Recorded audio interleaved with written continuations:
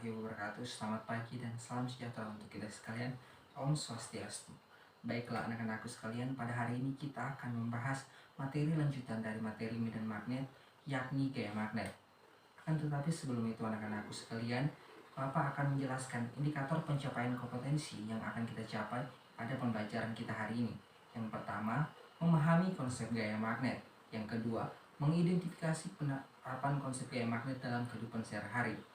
Oleh karena itu anak-anakku sekalian, diharapkan dengan adanya pembelajaran kita hari ini, kalian dapat mengetahui serta memahami konsep gaya magnet, serta kalian dapat menemukan penerapan dari konsep gaya magnet dalam kehidupan kita sehari-hari.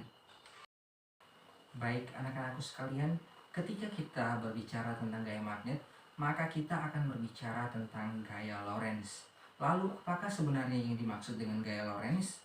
Gaya Lorentz adalah gaya yang disebabkan oleh muatan listrik yang bergerak atau arus listrik yang berada dalam sebuah medan magnet.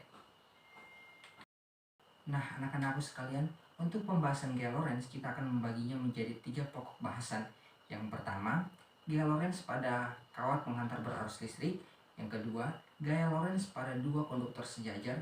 Yang ketiga adalah gaya Lorentz pada partikel bermuatan listrik. Nah, anak-anakku sekalian, sekarang kita akan masuk pada pokok bahasan yang pertama, yakni gaya Lorentz pada kawat penghantar berarus listrik. Misalkan Bapak punya sebuah kawat penghantar listrik.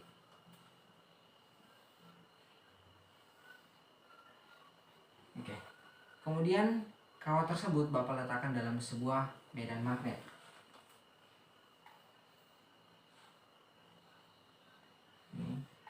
Jadi kita letakkan kawat tersebut dalam sebuah medan magnet. Nah, seperti yang sudah kita pelajari dalam pembahasan sebelumnya, bahwasannya medan magnet adalah ruang atau wilayah yang masih dipengaruhi oleh magnet. Nah, hal inilah yang menyebabkan yang namanya gaya magnet, sehingga dapat menyebabkan benda atau kawat tersebut dapat bergerak. Nah, selanjutnya bagaimana arah dari gaya magnet tersebut? Oke, jadi sekarang kita akan mengetahui bagaimana arah dari gaya magnet. Misalkan Bapak punya, ini adalah arah gaya dari medan magnet. Kemudian ini adalah arah arus dari sebuah kawat penghantar berarus listrik tersebut.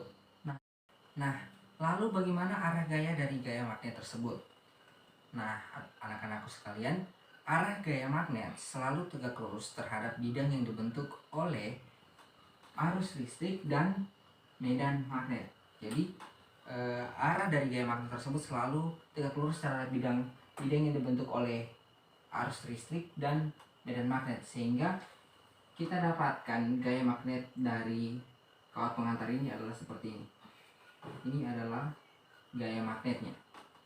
Nah, selanjutnya, bagaimana dengan besar dari gaya magnet tersebut? Untuk besar dari gaya magnet tersebut, secara matematis dapat kita tuliskan dengan persamaan F sama dengan I kali L kali D kali sin theta. Nah, di mana I di sini adalah kuat arus dari kawat penghantar tersebut, kemudian L adalah panjang kawat, kemudian D adalah medan magnet, kemudian sin theta. Theta di sini adalah sudut yang dibentuk antara kuat arus dan medan magnet tersebut. Nah, anak-anakku sekalian, sekarang kita akan masuk pada pokok bahasan yang kedua, yakni gaya Lorentz pada 2 konduktor sejajar. Jadi, setelah kita membahas bagaimana gaya Lorentz pada kawat penghantar berarus listrik, sekarang kita akan membahas bagaimana gaya Lorentz pada 2 konduktor sejajar. Nah, misalnya Bapak punya 2 konduktor yang Bapak letakkan secara sejajar.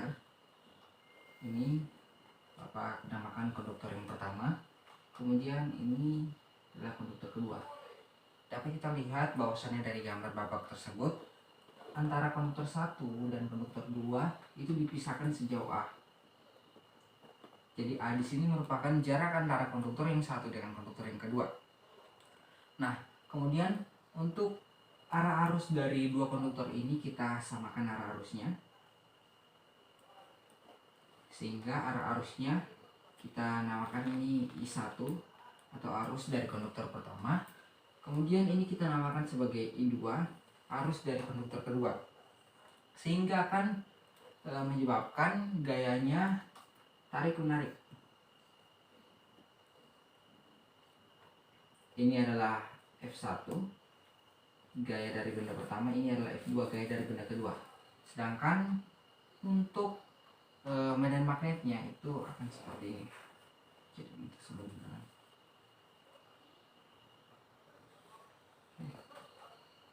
ini juga. Nah, selanjutnya kita akan menentukan bagaimana besar gaya Lorentz pada konduktor sejajar. Jadi kita temukan bahwasannya gaya Lorentz untuk konduktor sejajar itu dapat kita tuliskan secara matematis. F Lorentz itu sama dengan F1 akan sama dengan F2-nya. Atau gaya Lorentz pada konduktor pertama akan sama dengan gaya Lorentz pada konduktor kedua. Di mana besarnya yakni dapat kita tuliskan mu 0 kali I1 kali I2 per 2πa. Oke, dimana kita ketahui bersama bahwa mu 0 di situ adalah permeabilitas vakum, sedangkan I1 adalah arus pada konduktor pertama, I2 adalah arus pada konduktor kedua. Kemudian di sini ada Pi dan A. Seperti yang sudah saya sampaikan tadi, bahwa A di sini merupakan jarak antara konduktor pertama dan konduktor kedua. Jadi ini adalah besar gaya Lorentz pada konduktor sejajar. Nah, setelah kita membahas bagaimana gaya Lorentz pada dua konduktor sejajar, selanjutnya kita akan membahas pokok bahasan yang ketiga, yakni gaya Lorentz pada partikel bermuatan listrik. Nah, selanjutnya Bapak akan menjelaskan kepada kalian bagaimana gaya Lorentz pada partikel bermuatan listrik. Sebelumnya Bapak akan menggambarkan bagaimana arah gaya pada partikel bermuatan listrik. Misalnya Bapak memiliki misalnya ada sebuah arah medan magnet B.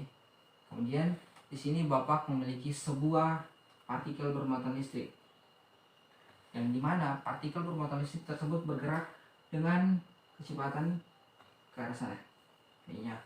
Nah, sama halnya seperti gaya Lorentz pada kawat pengantar berarus listrik, begitu pula dengan gaya Lorentz pada partikel bermuatan listrik, di mana arah gaya Lorentz-nya itu selalu tegak lurus terhadap bidang yang dibentuk antara kecepatan dari partikel dengan medan magnet partikel tersebut. Sehingga kita akan dapatkan arah gaya magnet dari muatan partikel bermuatan listrik ini adalah seperti ini. Nah, sekarang kita akan menentukan bagaimana besarnya gaya Lorentz pada partikel bermuatan listrik tersebut. Kita peroleh gaya Lorentz-nya atau F Lorentz-nya itu sama dengan Q kali V kali B sin theta. Nah, di mana Q di sini adalah muatan dari partikel tersebut, kemudian V di sini adalah kecepatan partikel, kemudian B adalah medan magnet, kemudian sin theta. Sin theta di sini, theta adalah sudut yang dibentuk antara arah kecepatan benda dengan medan magnet. Nah, inilah besarnya gaya Lorentz pada partikel bermuatan listrik. Baiklah anak-anakku sekalian, setelah kita mempelajari bagaimana gaya Lorentz pada kawat pengantar arus listrik pada dua konduktor sejajar serta pada partikel bermuatan listrik, sekarang kita akan mempelajari bagaimana penerapan gaya Lorentz dalam kehidupan kita setiap hari.